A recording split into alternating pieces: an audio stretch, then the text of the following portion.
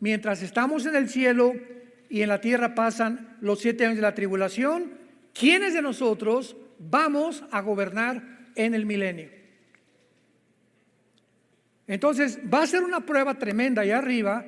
Dice 2 Corintios 5 el apóstol Pablo que vamos a ser responsables de todo lo que hicimos mientras estábamos en el cuerpo. Desde luego desde el momento de la conversión, porque todo lo que tú hayas hecho antes de ser convertido, traficante de drogas, prostituta, transgénero, borracho, parrandero, jugador, abortaste 10 veces, no importa lo que hayas hecho antes de convertirte, estás sepultado en el océano. Ya no hay nada del pasado que Dios tenga contra ti ni contra mí. Es desde el momento de nuestra conversión que comienza a contar nuestras obras, las que hayan sido motivadas por el amor a la iglesia de Jesucristo, por el amor a la verdad, por el amor a la predicación de la palabra. Entonces es importante porque cuando dice en Daniel 12, en aquel tiempo, esta palabra tiempo es Enrique, T de tío, H, apúntalo ahí en tu Biblia. Por eso siempre les digo, dichosos los que traen su Biblia, o si no, apúntalo ahí en tu mano, no sé, un pedazo de papel, pero por favor ya tómale amor a la palabra. Esta palabra es una de las palabras que se usa para el tiempo, que se traduce en el griego kairos, o sea, es el sinónimo en el griego de kairos. ¿Cuál es el tiempo kairos? El tiempo específico. Lo explico. Hay 2 tiempos en la Biblia de Dios. El tiempo cronos, cronológico, de enero, febrero, marzo, abril, mayo. Agarras tu calendario 2024, voy a hacer mi agenda cronológicamente, voy a decir qué hago en mayo, qué hago en junio, etcétera, etcétera. Ese es el tiempo cronos. Pero el día de tu cumpleaños es un día especial de todo el año, ¿correcto? Ese día es kairos. El Día de las Madres es un día especial para ellas, aunque todos los días deben ser Día de las Madres, es el tiempo kairos. En Navidad el 24 es un tiempo especial donde aprovechamos para ganar almas y para hablar de Cristo y darnos regalos. Es un tiempo kairos. Entonces el tiempo kairos es un momento específico escogido por Dios. Cuando Cristo nació, Gálatas capítulo 4, en la consumación de los tiempos, Dios levanta a una mujer, María, para que nazca su hijo. Cristo nace en el tiempo kairos, en un momento especial de la historia. Entonces cuando dice Miguel, en aquel tiempo, Miguel está relacionando del versículo 40 del capítulo anterior de Daniel al versículo 45, donde Daniel 11, 40 al 45 se está hablando de las últimas guerras del anticristo. Y el anticristo entra a la guerra cuando los primeros 3 años de la tribulación no va a haber guerra. Va a ser un tiempo supuestamente de paz, va a firmar un tratado, les va a permitir a los judíos reconstruir el templo, pero exactamente cuando el anticristo entre al templo judío, al lugar santísimo, y ponga en el lugar santísimo para los judíos la abominación desoladora que Daniel menciona, que significa una imagen de él. No sé si va a ser de inteligencia artificial o va a ser un robot o va a ser algo que pueda manifestar y claramente que parezca que tiene vida, pero cuando él ponga esa imagen, desde ese momento comienza la persecución más cruel, más sanguinaria de toda la historia contra los judíos y contra el pueblo cristiano que en aquel tiempo se haya convertido durante la tribulación. Entonces cuando dice Miguel, en aquel tiempo está hablando exactamente de los últimos 3 años y medio de la tribulación. ¿Me van siguiendo? Muy bien. Ahora veamos algo importante antes de pasar a corroborar esto, que esta frase que se usa en el libro de Daniel, se usan 2 frases por favor, apúntenlas, estudiantes de escatología que les interesan las profecías bíblicas. Hay dos frases en todo el tiempo de Daniel que se tradujeron el tiempo del fin o los postreros días. La primera es Ketz, con Q de queso, U, E de Enrique, T de tío, S de Samuel. Ketz, así como suena. Y después, E de Enrique, T de tío, Et, que fue traducido el tiempo, Kairos, o el tiempo del fin. O sea, un tiempo específico. Y la otra frase es Acharit Yom, tal como suena. Acharit con CH. Yom es con Y, que se traduce días muchas veces. Esto se tradujo como los postreros días. Muy bien. Vayamos rápidamente al libro de Deuteronomio, capítulo 4, y veamos en el versículo 30 que ya se había profetizado que Israel iba a atravesar en el futuro un tiempo de tribulación, o que se conoce también en Jeremías 30 como tiempo de angustia para Jacob. Dice Deuteronomio 4, versículo 30, cuando estuvieres en angustia, les dice Moisés, le está hablando al pueblo de Israel, y te alcanzaren todas estas cosas, observen, si en los Acharit Yom, si en los postreros días, o sea, si en el tiempo del fin, el tiempo del fin para Israel, ¿cuándo es? En la gran tribulación. ¿Cuándo es los postreros días para Israel? En los 7 años de las finales de la tribulación, donde nosotros no vamos a estar. Si en ese tiempo de angustia, en los postreros días, te volvieres a Jehová tu Dios y oyeres su voz, porque Dios misericordioso es Jehová tu Dios, no te dejará, ni te destruirá, ni se olvidará del pacto que le juró a tus padres. Aquí hay una promesa para Israel, que hay muchos judíos durante los últimos días del mundo, de la gran tribulación, donde la iglesia ya no va a estar, y va a haber un avivamiento tremendo, y van a morir como mártires, de acuerdo a Apocalipsis 7, vio Juan a todos los mártires de la tribulación. Dios le dice a los judíos que todos los que se conviertan en la tribulación van a formar parte del reino milenial. Entonces, no todos los judíos se van a salvar, como tampoco no todos los gentiles se van a salvar, solamente aquellos que hayan puesto su confianza en Jesucristo. Veamos esto en Isaías capítulo 26, que es otro pasaje que nos habla claramente acerca de esta promesa de Dios. Isaías 26, versículo 20 y 21. Anda, está hablándole a Israel.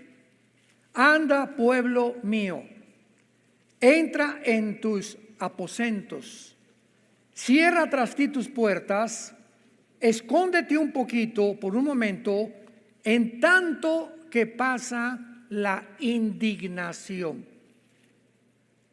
¿Qué indignación está mencionando aquí Dios? Porque aquí que Jehová sale de su lugar para castigar al morador de la tierra por su maldad. Escúchenlo, directores de las Naciones Unidas.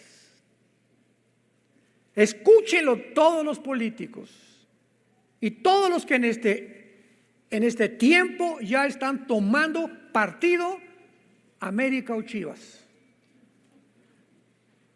Tú no te puedes poner la camiseta a la mitad, América y abajo Chivas. ¿Sabes una cosa? Tú tienes que decidir a qué equipo te colocas, o a qué equipo vas a seguir, o a qué amo vas a seguir. Y este es el tiempo impresionante que una película como esta del El Sonido de la Libertad haya causado tal conmoción en el mundo, que todos comienzan a preguntarse, las televisoras cristianas, todos los de la derecha, ¿verdad? Todos los que estamos del lado de la familia, de la ética, de la moral, de los mandamientos de Dios, de que estamos en contra de todo lo que no es más que dos géneros, y los que están en contra, y se están levantando compañías te repito, como Disney, compañías de coches, compañías televisoras, de radio, partidos políticos. No pasen esa película. Inmediatamente se colocan, ya se pusieron la camiseta. Estamos a favor de la pedofilia. Increíble. Jesús dijo: he venido a traer espada. Y nunca como ahora la humanidad está siendo dividida, donde ya nosotros claramente estamos viendo quién es quién por la forma que apoya a ciertas tendencias en el mundo actualmente. Y eso es lo que va a determinar tu futuro eterno.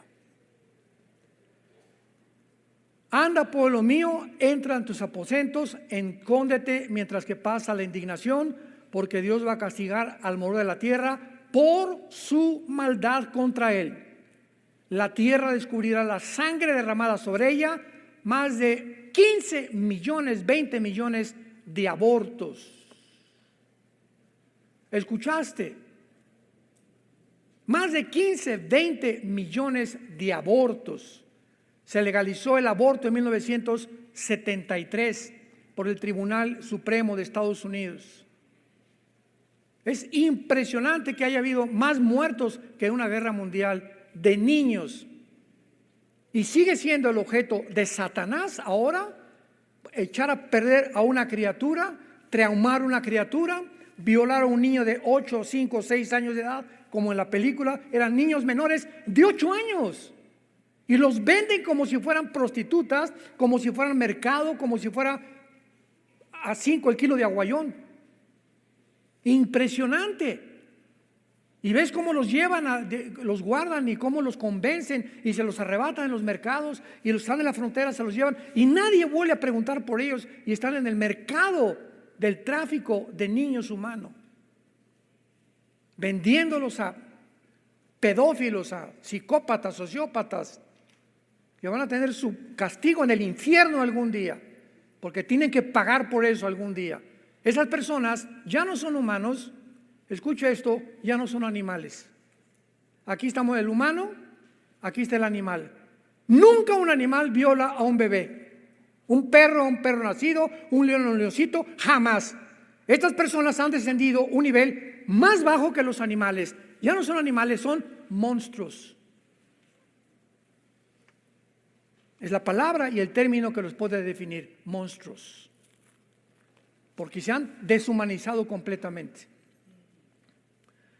Veamos ahora estos términos en el libro de Daniel, capítulo 2. Vamos a comenzar el capítulo 2 de una forma rápida, para que veamos que todos estos términos, Ketz, Et, Acharit, Yom, se usan en el libro de Daniel siempre apuntando hacia el futuro. Dice Daniel 2, versículo 28. Aquí está Daniel hablándole al rey Nabucodonosor y le dice: pero hay un Dios en los cielos, el cual revela los misterios, y él ha hecho saber al rey Nabucodonosor lo que ha de acontecer en Acharit Yom, en los postreros días. Y aquí tu sueño y las visiones que has tenido en tu cama. Aquí Daniel le interpreta al Nabucodonosor y le dice: ese sueño que viste, una estatua, la cabeza de oro, el pecho y los brazos de plata, el vientre de bronce y las piernas de hierro y los pies de la estatua, mezclados con barro y con hierro, representan a los 4 imperios nada más. Desde hace 2600 años que se escribió Daniel hasta la segunda venida de Cristo, solamente bíblicamente habrá 4 imperios que van a gobernar el mundo. Y desde ese entonces fue Babilonia, que es la cabeza de oro, los medos y los persas, que es lo que representa el metal que sigue, y después el bronce, el imperio griego, que derrotó a los persas, Alejandro el Magno, y de acuerdo a la historia, el cuarto fue Roma.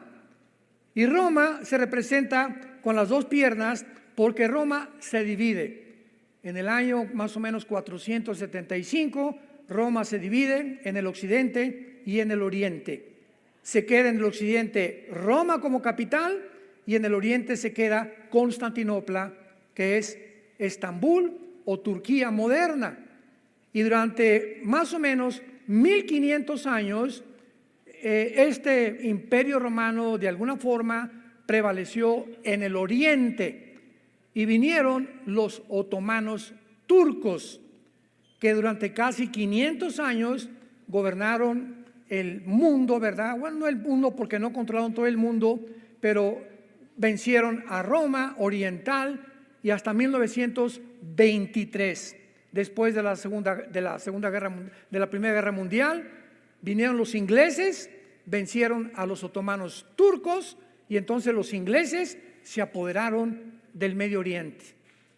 De 1923 a 1945, que los judíos regresaron más o menos a su tierra en el 48, del 23 al 45, el Medio Oriente no era geográficamente como tú lo ves actualmente en un mapa, sino que llegaron los ingleses con algunos de Francia y dijeron: Jordania va a estar aquí, a Israel le vamos a tocar esta parcela, a Siria esta, a Egipto esto. El Medio Oriente lo arreglaron geográficamente los ingleses.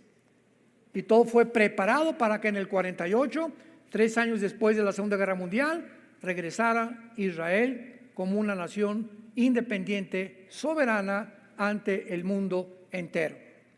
Entonces Daniel le está interpretando esto. No me quiero profundizar porque ya es otro tema, pero veamos ahora enseguida el versículo 45 del mismo capítulo 2 de Daniel.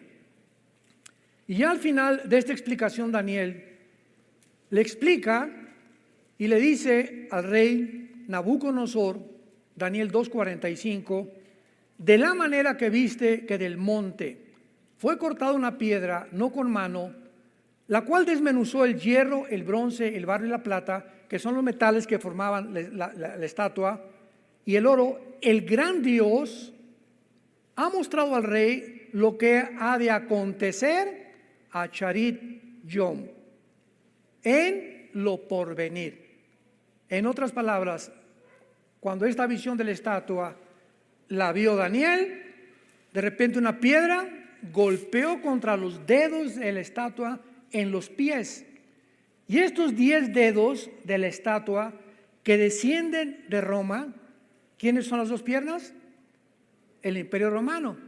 Pero el Imperio Romano tuvo el territorio de Europa, norte de África y el Medio Oriente. Recuerdan, el Imperio Romano tuvo Europa, no solamente Europa, el norte de África y el Medio Oriente. Entonces, si se dividió entre el occidente y el oriente, y hay 5 dedos acá y 5 dedos allá, el último gobierno mundial, escuchen esto con mucha atención, de acuerdo a las Sagradas Escrituras, se formará un G10. Cuando oigamos que se reúnen 5 naciones del Medio Oriente y 5 naciones de Europa para formar una confederación política de 10 naciones, no es hasta que esta confederación se forme que de una de ellas saldrá el cuerno pequeño, que en Daniel 7 se le llama el anticristo. Así que es inútil especular que el anticristo es fulano de tal, que es el papa, que es el príncipe de España, que es por acá, que es el rey de Inglaterra. Es inútil estar con estas hipótesis y especulaciones que no tienen ningún sentido. El mundo no va a conocer ni va a saber tampoco quién es el anticristo, y gracias a Dios, porque yo no lo estoy esperando a él, estoy esperando al Mesías. Y nadie aplaude. Estamos esperando a Jesucristo, gloria a Dios. Ven Jesús.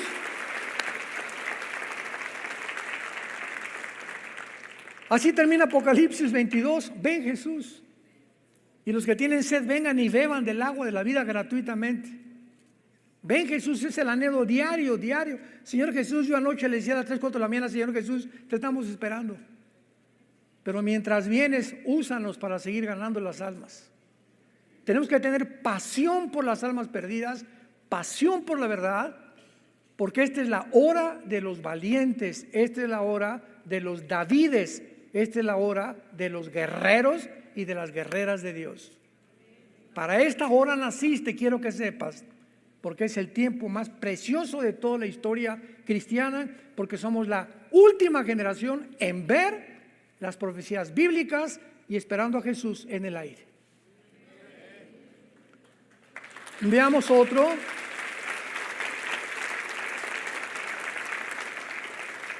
Daniel 8, versículo 17. Estamos viendo todos los versículos donde se encuentran esta terminología: el tiempo, el fin, los postreros días, corroborando que todos apuntan hacia el futuro. Daniel 8, versículo 17. Vino luego cerca de donde yo estaba, y con su venida me asombré. Aquí está Daniel relatando a Gabriel que se le aparece y baja del cielo para estar con él. Y me postré sobre mi rostro, dice Daniel, pero él me dijo: entiende, hijo de hombre, porque la visión es para el tiempo del fin. Y aquí se usa et kairos o et ketz, que es el tiempo, kairos en el griego, o sea, para el tiempo especial, y ya sabemos cuál es, el de los últimos 3 años y medio de la tribulación. Así que toda esta visión que le da en el capítulo 8, que no nos da tiempo de recorrerla, yo lo hemos predicado en otras veces, es para el tiempo final. Veamos ahora el versículo 19 del capítulo 8, y le vuelve a decir: y dijo, yo te enseñaré lo que ha de venir al fin de la ira, porque esto es para el tiempo del fin. Otra vez, toda la visión del capítulo 8 es para ¿cuándo? Para el tiempo del fin. Vayamos al capítulo 10. Ya casi terminamos con estos términos. Versículo 14. Daniel 10, 14. He venido para hacerte saber lo que ha de venir a tu pueblo en Acharit Yom, en los postreros días, porque la visión es para esos días. Capítulo 11, versículo 36. El rey hará su voluntad y se ensoberbecerá y se engrandecerá sobre todo Dios. Contra el Dios de los cielos hablará maravillas y prosperará hasta que sea consumada la ira. ¿Cuál ira? La gran tribulación, porque lo determinado se cumplirá. Y terminamos con el capítulo 12, versículo 9, que es el tema principal de nuestras conferencias. Daniel 12, 9. Él respondió, otra vez el ángel Gabriel le dice a Daniel: porque estas palabras están cerradas y selladas hasta el tiempo del fin. Vean esto. Todas estas visiones de Daniel no se podían comprender ni se podían entender porque estaban cerradas. Daniel, desde que te estoy dando estas profecías, van a pasar 2600 años. En ninguna época de la iglesia, ni de los padres, ni de la Reforma, ni del Renacimiento, ni de la época de las misiones 1800, 1900, nadie va a entender estas visiones, ni los imperios ni nada, hasta los que vivan la última generación. Entonces pasan 600 años de que el ángel le dijo estas palabras, y Juan el apóstol es llamado por Dios cuando estaba en la isla de Patmos. Tenía como 90, 95, 96 años. Fue el último de los apóstoles que murió, Juan. Y tiene una visión, Juan, donde Cristo se aparece glorificado enfrente de él, con los ojos como, ¿verdad?, con una vista como de bronce bruñido, el pelo blanco como la lana, con un vestido largo como el lino fino, un cinto de oro, los pies como bronce bruñido, etcétera, etcétera. Y entonces Cristo le revela a Juan el Apocalipsis, y aquí pasa algo muy interesante. Escuchen esto. A Daniel se le ordena sellar las palabras hasta el tiempo del fin, Pero Dios le dice a Juan, esto que te voy a decir, no lo selles. Y por eso el libro del Apocalipsis, ¿cómo comienza el Apocalipsis? ¿Cómo comienza diciendo el Espíritu Santo, el Apocalipsis, en el capítulo 1, y cómo escribe el apóstol Juan? La revelación de Jesucristo que Dios le dio para manifestar a sus siervos las cosas que deben, ya no está el tiempo del fin, ¿verdad? Que deben suceder, que eso pronto.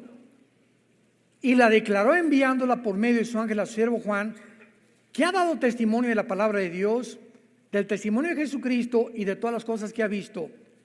Bienaventurado el que lee y los que oyen las palabras de esta profecía y guardan las cosas escritas, porque, ¿no oigo? El tiempo está cerca. Pregúntate ahorita, oiga, esto fue escrito hace 2000 años. Ya han pasado 2000 años. ¿A qué se refiere con que el tiempo está cerca? O sea, cuando le dijo el tiempo está cerca, ¿le estaba diciendo el año que entra? ¿O en 5 años? No, de ninguna manera. Ya estaba entendido por el libro de Daniel. Lo que Cristo le estaba diciendo a Juan al dejarnos el Apocalipsis, el tiempo siempre está cerca para todos los seres humanos, porque ¿a qué edad morimos? ¿80? ¿85 los más fuertes? Ruth Coffey, la misionera que nos recogió a mi esposa y a mí, que está en Cuernavaca, cumplió 97 años la semana pasada. Una mujer de Dios, Ruth Coffey, la honramos y oramos siempre por ella. Pero nadie llega ya a más de 85, 90, y el momento de tu muerte, el tiempo llegó para ti, para ti, para ti, para ti. Eso es lo que significa, el tiempo está cerca, porque el día de tu muerte entregas tus cuentas a Dios. La vida es bien corta, tenemos una sola vida, una sola, para vivirla. Escoge tú a quién quieres servir, pero yo en mi casa serviremos a Jehová. Escoge.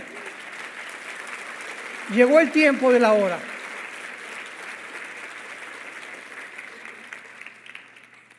Muy bien, ahora veamos, regresamos al libro de Daniel y veamos ahora todo lo relacionado con el tiempo de la gran tribulación, porque así termina el libro. En aquel tiempo está relacionándolo con los últimos 5 versículos del capítulo anterior.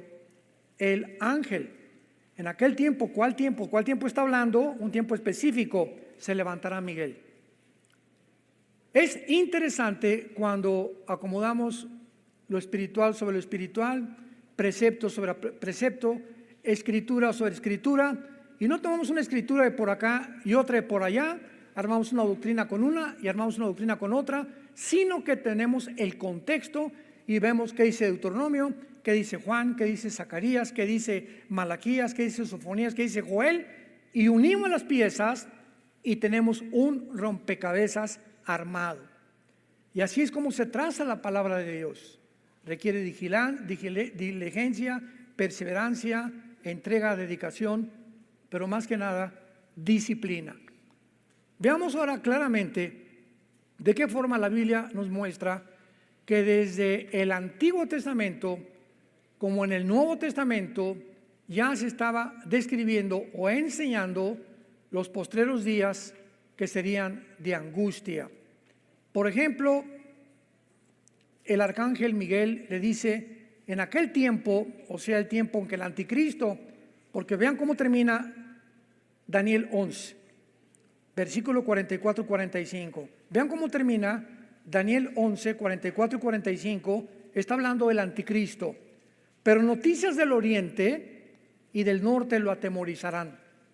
Saldrá con gran ira para destruir y matar a muchos, y plantará las tiendas de su palacio entre los mares y el monte glorioso y santo, mas llegará a su fin y no tendrá quien le ayude. ¿A qué tiempo se refiere aquí el Espíritu Santo del anticristo? Al final de la carrera del anticristo, a los últimos 3 años y medio que le quedan. Esto nos habla que el anticristo, después de firmar el tratado con los judíos, no va a vivir en Israel.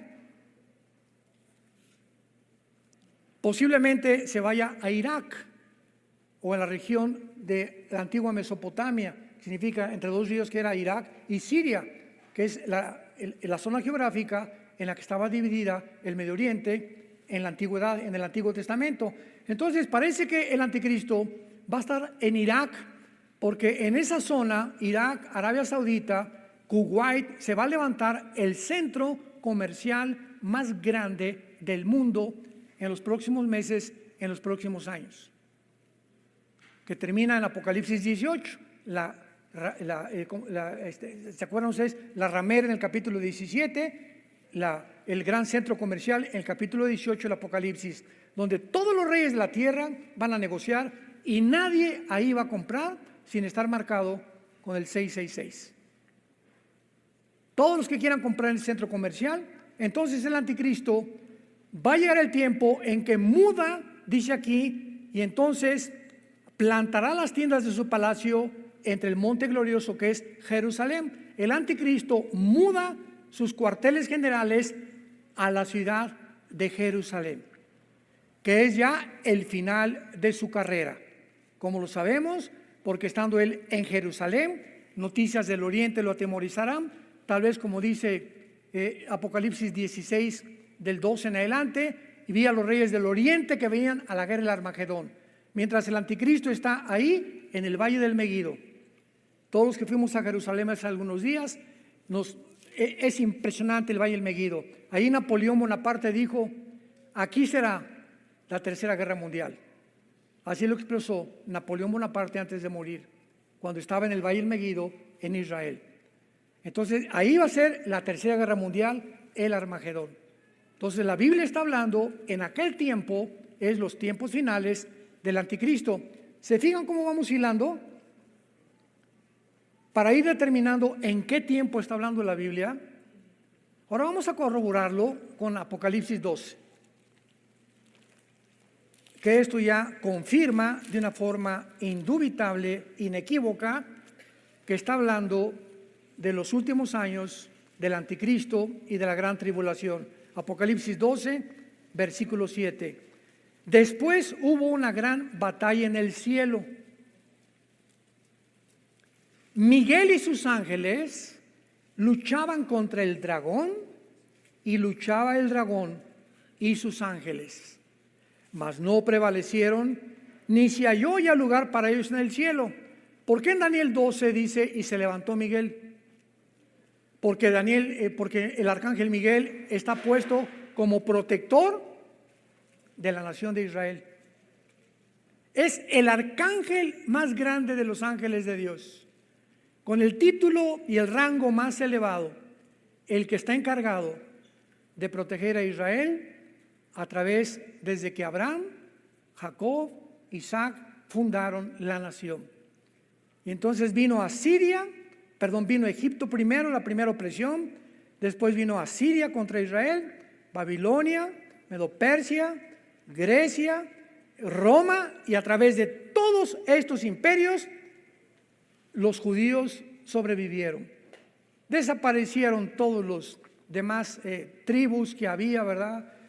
Todos los que se levantaron a su alrededor, nadie sabe que están enterrados en las arenas del desierto. Son expulsados 2000 años los judíos, 70 años después de Cristo, por negar al Mesías, y son repartidos en todas las naciones. Y en 1948 es la primera civilización. Señores historiadores, señores sociólogos, señores geólogos, antropólogos que nos escuchan, nunca en la historia existe un pueblo que haya sobrevivido 2000 años y que hayan sido dispersados por todas las naciones y que lleguen a su nación y no se les haya olvidado su idioma, su cultura, sus tradiciones, ni su religión. Nosotros los mexicanos, nicaragüenses, guatemaltecos, pasamos al otro lado y ¿cómo te llamas? Henry Ford. O sea, ya se nos olvida el español. O crecemos una cultura igual con los italianos, ¿eh? Yo me he encontrado cantidad Hay un señor Joe Paladino que lo conozco muy bien, que entrena a los motociclistas con motores Harley allá en Estados Unidos. Es un grande entrenador de motociclismo. Una vez le pregunté, ¿tú no hablas italiano? No, no hablo italiano. Y a todos que tengan así Capellini, Paladino, etcétera, etcétera, no hables, se les olvidó el italiano ya. Se les olvidó el francés, pocos hablan alemán ya. La cultura siempre tiende a absorbernos. No pasó así con los judíos. Pero no porque sean especiales ni más inteligentes, simplemente para demostrar que eran el pueblo que Dios había escogido y para que Israel sea la evidencia más grande que Dios existe.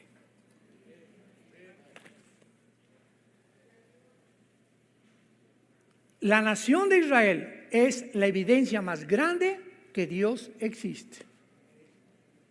Y no estoy diciendo, Dios ama a los árabes igual que a los judíos. Dios ama a los palestinos igual que nosotros. Dios ama a los iraníes. Dios ama porque no hay acepción de personas. Simplemente escoge un pueblo para que los ojos del mundo estén atentos a lo que está pasando y vean de qué manera nadie ha podido destruirlos. Llegan en el 48, al otro día los rodean y los quieren matar. Viene la guerra del 56, la guerra de 1967, junio, la guerra de los 6 días de 1967, donde 5 naciones árabes dirigidas por Nasser, el expresidente de Egipto, se reúnen para extirpar, aniquilar, destruir al pueblo judío y echarlo para siempre al mar Mediterráneo. En la ley de las probabilidades, ustedes que les gustan las matemáticas, en la ley de las probabilidades, era 12 a la 15ª potencia las probabilidades que tenían de salir vivos de la guerra de los 6 días. ¿Qué estoy diciendo para hacer una comparación? Ahorita somos aproximadamente como 2,000 personas aquí, que nos rodee un ejército de 50,000 soldados. Y aquí tenemos 50 rifles. No estamos rodeados 50,000 soldados, pues vamos a rendirnos. ¿Qué probabilidad tenemos de salir vivos? Ninguna. Ninguna. Eran las probabilidades que tenían los judíos de sobrevivir. ¿Qué pasó? Hay un Dios en los cielos que yo los he escogido para que el mundo sepan que yo enloquezco la sabiduría de los sabios. Y no es con ejército, ni con caballo, ni con fusil, es con mi espíritu, dice el Señor, para que la gloria sea a Él. ¿Se dan cuenta?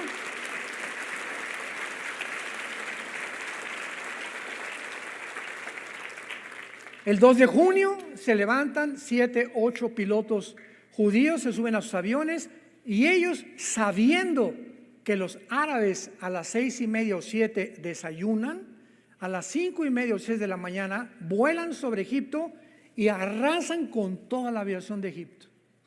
Ni un solo avión dejaron. Se fueron sobre Siria, se fueron sobre Egipto. En 3 días, las 5 naciones árabes no tenían un solo avión. Qué grande es, Señor. Una vez que ellos dominaron el aire, era más fácil dominar la tierra. Bueno, a los 6 días nada más duró la tierra, estaban en la península del Sinaí, reconquistaron la ciudad de Jerusalén y tomaron las colinas del Golán y la franja de Gaza y el banco oriental que es Cisjordania, en menos de 6 días. Adivinen por qué terminó en 6 días. Porque el séptimo tenían que descansar. Parecía una ironía, ¿no? Bueno. Y porque el arcángel Miguel está de parte de ellos.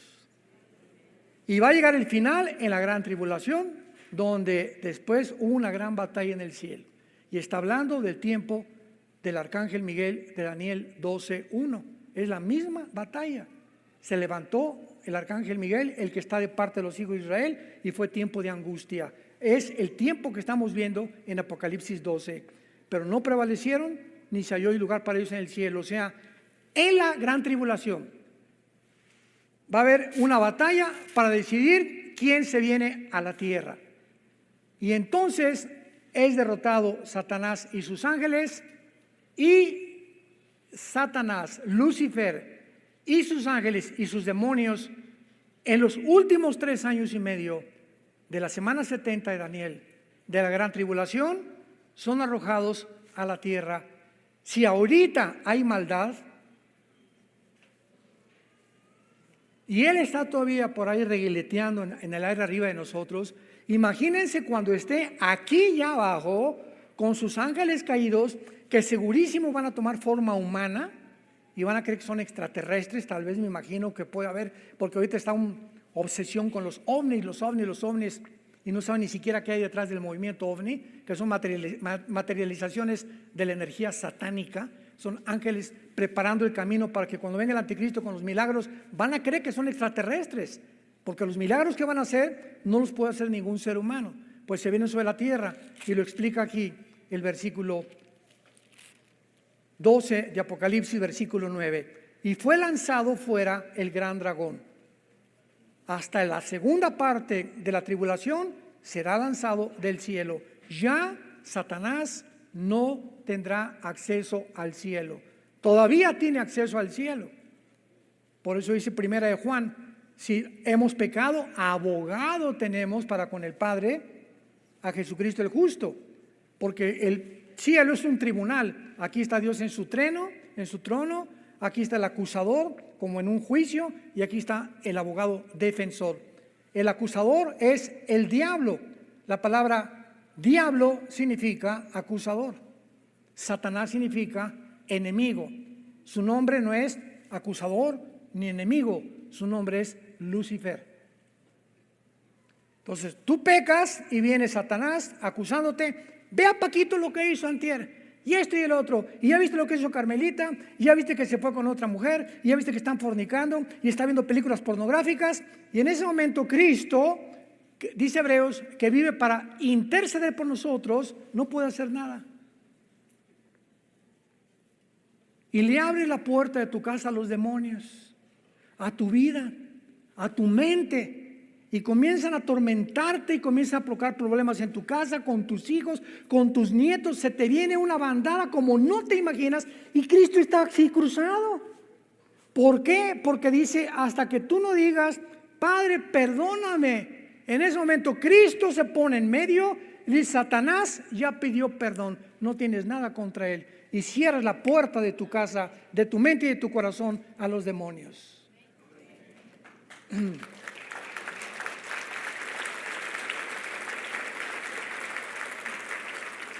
Hermanos, ¿han entendido ustedes la guerra espiritual ya? En la que estamos enfrascados. Ten cuidado cuando pecas.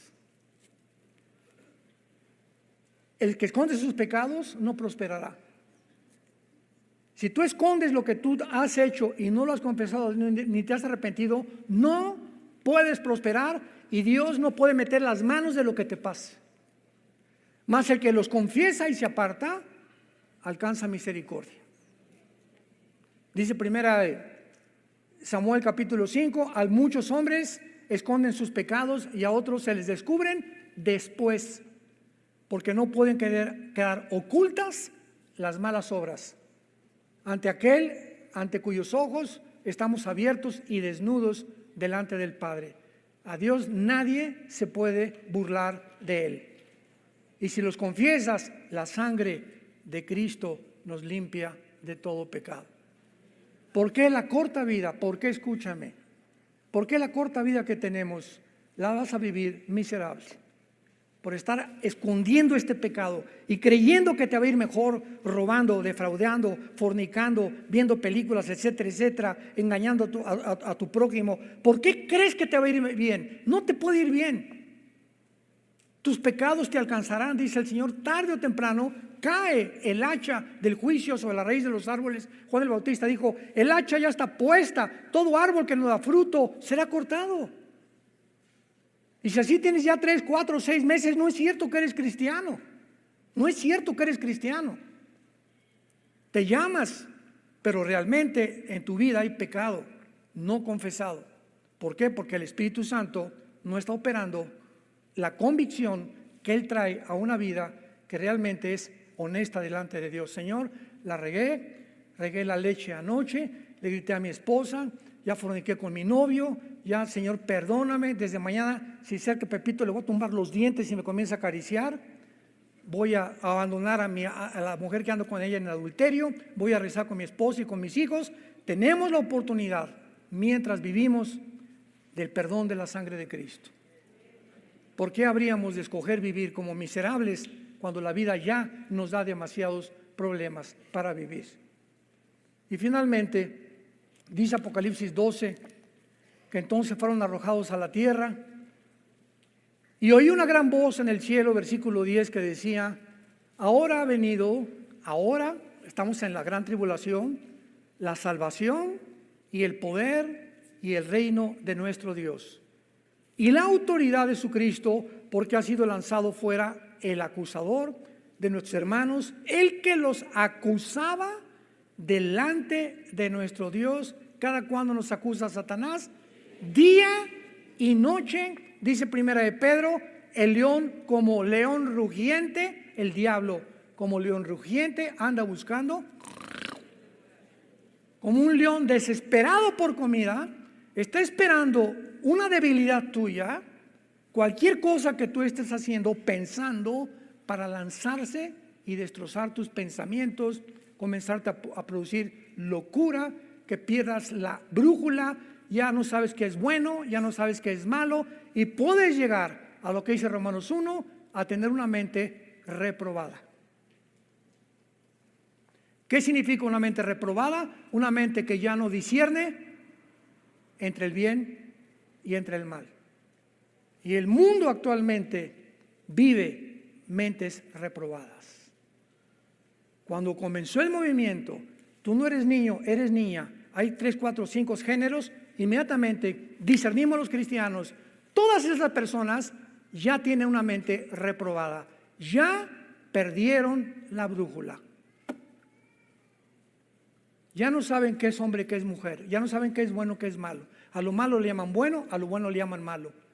Y comienza como un tsunami el diablo a propagar estas filosofías y estas ideologías para que la demás gente lo acepte como normal.